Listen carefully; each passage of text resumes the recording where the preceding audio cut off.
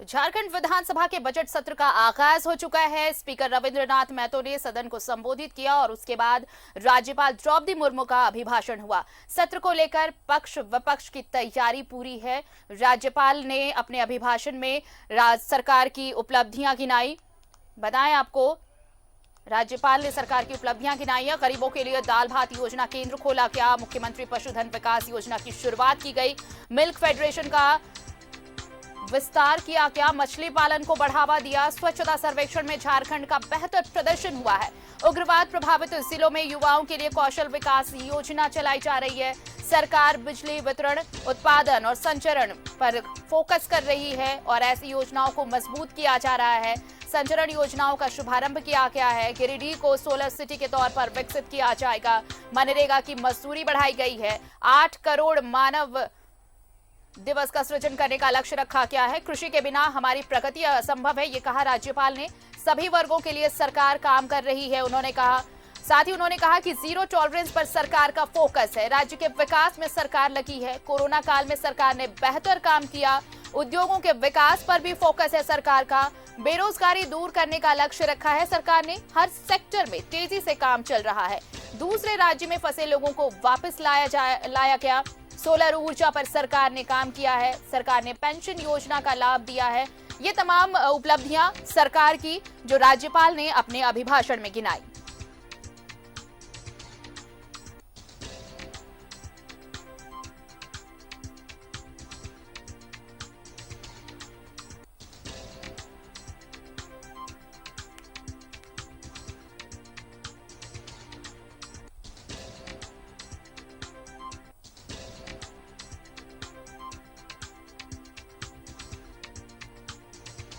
झारखंड विधानसभा का बजट सत्र आज से शुरू हुआ है।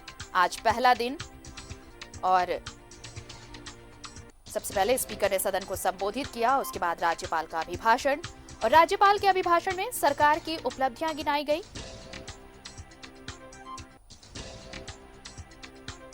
और बताएं आपको कि सरकार का फोकस रोजगार पर है।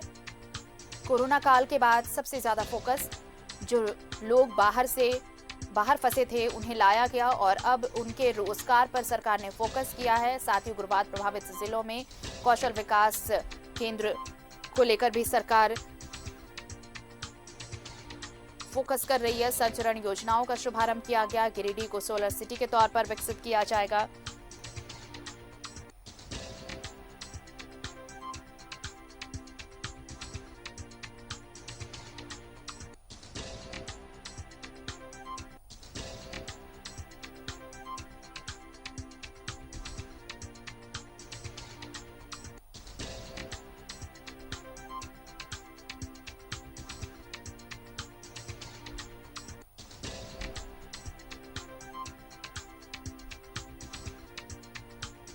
हर सेक्टर में तेजी से काम हो रहा है। राज्यपाल ने यह कहा। सोलर ऊर्जा पर सरकार ने काम किया है।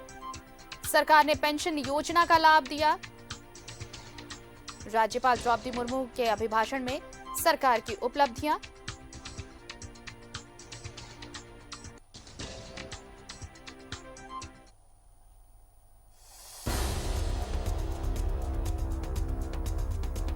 राज्यपाल के अभिभाषण की ये बड़ी बातें।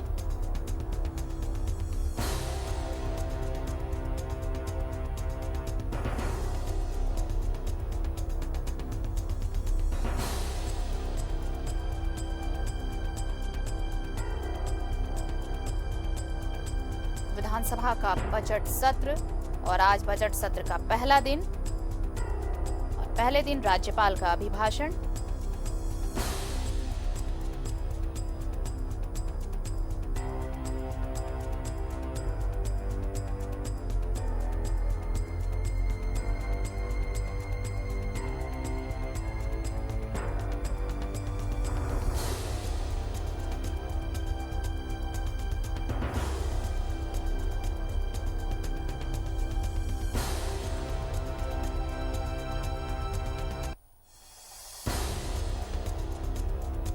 झारखंड विधानसभा का बजट सत्र और बजट सत्र का आज पहला दिन। ये बजट सत्र 23 मार्च तक चलेगा। आज गणमान्य शख्सियतों को श्रद्धांजलि, जो दिवंगत हुए हैं उन्हें श्रद्धांजलि दी गई और श्रद्धांजलि के बाद सदन की कार्यवाही सोमवार 11 बजे तक के लिए स्थगित कर दी गई। और इस वक्त हमारे साथ जुड़ रहे हैं सहयोगी विपिन सीधे विधानसभा परिसर से। विपिन, देखिए आज पहला दिन था, राज्यपाल का अभिभाषण हुआ, सरकार की उपलब्धियां गिनाई गई, सत्ता पक्ष ने सराहा, लेकिन आने वाले दिन में चैलेंजेस, सत्ता पक्ष और विपक्ष दोनों तैयार हैं अपनी अपनी रणनीति लेकर।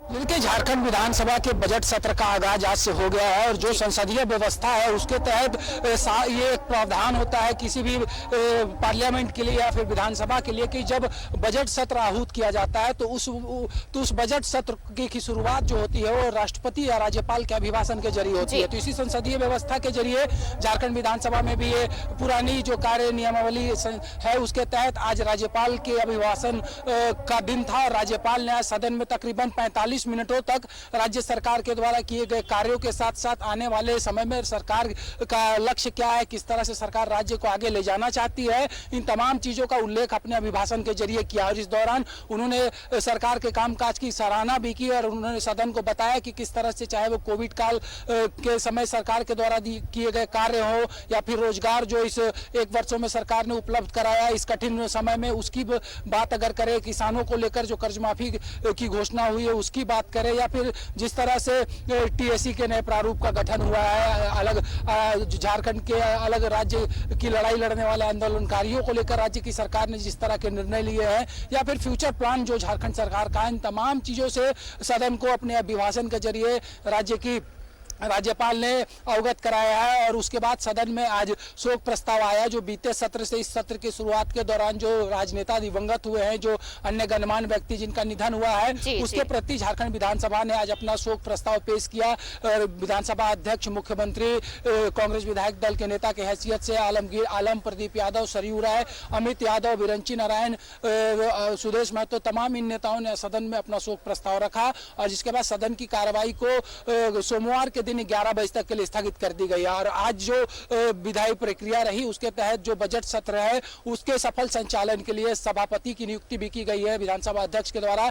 इस सभापति के पैनल में स्टीफन मरांडी, रामचंद्र चंद्रवंशी, सीता सोरेन के साथ साथ बिरंची नारायण और सरफराज अहमद को सभापति बनाया गया है, जो कि स्पीकर की गैर मौजूदगी में सदन की कार्रवाई का संचालन कर सकेंगे। साथ ही साथ जो सबसे महत्वपूर्ण पहले दिन की कार्रवाई के बाद का हिस्सा होता है, अभी फिलहाल कार्य मंत्रणा समिति की बैठक कुछ मिनटों के अंदर विधानसभा अध्यक्ष की अध्यक्षता में शुरू होगी और इस कार्य मंत्रणा समिति की बैठक में जो बचे हुए 15 दिन इस बजट सत्र के हैं उसमें किस तरह से सदन चलेगा, बजट पर कितने दिन चर्चा कराई जाएगी, अनुपूरक बजट पर चर्चा कब तक होगा, राज्यपाल के अभिभाषण के लिए जो समय निर्धारित है उसमें अगर बदलाव किया जाना होगा, तो इन तमाम चीजों पर अभी फिलहाल जो कार्य मंत्रणा समिति की बैठक है उसमें चर्चा होगी और उसके बाद आने वाले 15 दिनों को में सदन को कैसे सुचारू रूप से चलाया जा सके इसको लेकर अभी मंथन जो है फिलहाल जो जानकारी मिल रही है वो शुरू हो चुकी है।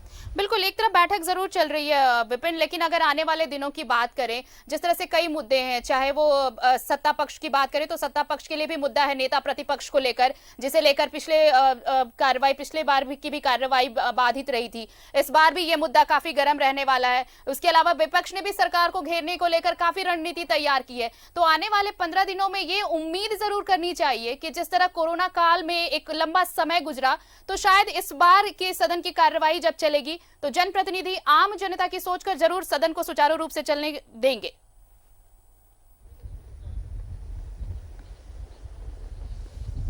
देखिए, जहां तक अगर नेता प्रतिपक्ष का सवाल है आरती, तो संभवतः जब पिछली बार बजट सत्र विधानसभा का हुआ था तो उस दौरान ही बाबूलाल मरांडी ने सदन के अंदर इस बात की घोषणा की थी कि नेता प्रतिपक्ष के मसले पर बीजेपी का कोई विधायक ना तो वेल में आएगा, ना सदन की कार्रवाई को स्थगित करने की नौबत तक आने देगा। और जहां तक अगर बात करें नेता विरोधी दल के मनोनयन को लेकर, इस पर बीजेपी कहीं ना कहीं अचानक बीते 48 घंटों में बैकफुट पर आ गई है, क्योंकि जब सर्वदलीय बैठक विधानसभा अध्यक्ष ने आहूत की थी उस वक्त बीजेपी बीजेपी के जो मुख्य सचेतक है वीरेंची नारायण ने एक पत्र स्पीकर को देते हुए ये डिमांड कर दिया था कि बाबूलाल मरांडी को नेता प्रतिपक्ष का दर्जा दिया जाए और प्रदीप यादव और बंधु तिर्की को कांग्रेस विधायक के रूप में मान्यता दे दी जाए। लेकिन दूसरी ओर जो विधानसभा का ट्रिब्यूनल है उसमें बीजेपी की तरफ से लगभग 3 लोगों ने इनकी सदस्यता निरस्त करने की भी मांग की है, जिसके बाद कहीं ना कहीं बीजेपी इस मसले पर बैकफुट पर है और इसलिए आज नेता प्रतिपक्ष को लेकर किसी भी तरह का कोई बयान फिलहाल अभी नजर नहीं आ रहा। लेकिन ये जरूर है कि झारखंड विधानसभा के चुनाव के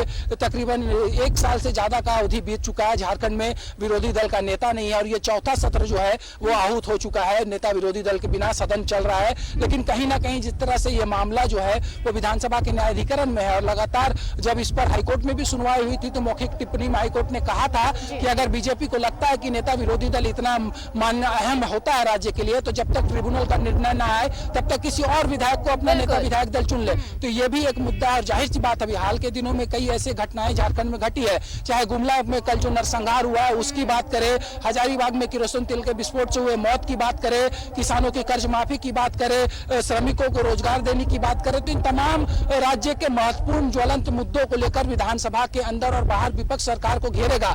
कल बीजेपी विधायक दल की बैठक भी इस बाबत आहूत की गई है। तो कुल मिलाकर कहा जा सकता है कि जिस तरह से आज सदन के अंदर राज्यपाल के अभिभाषण के दौरान रह के बीजेपी के सदस्यों ने टोका टोकी की या फिर जब उद्घाटन सत्र को राज्यपाल माफ करेगा विधानसभा अध्यक्ष संबोधित कर रहे थे तब भी कई मुद्दों को बीजेपी के विधायकों ने सदन में रखने की कोशिश की। तो दिखाया जा रहा है इस जरिए विपक्ष भी जो है वो अपनी उपस्थिति दर्ज कराना चाहता है सरकार की तरफ से। कल ही संसदीय कार्य मंत्री ने जब हमसे बातचीत की थी तो उन्होंने स्पष्ट तौर पर कहा था कि सरकार हर सवाल का जवाब सदन में देने को तैयार है। यानी कि विपिन तैयारियां दोनों तरफ से हैं। तो 11 अब जो 1 मार्च बिल्कुल तैयारियां दोनों तरफ से हैं, चाहे वो सत्ता पक्ष हो या विपक्ष हो, दोनों ने अपनी तैयारी कर रखी है।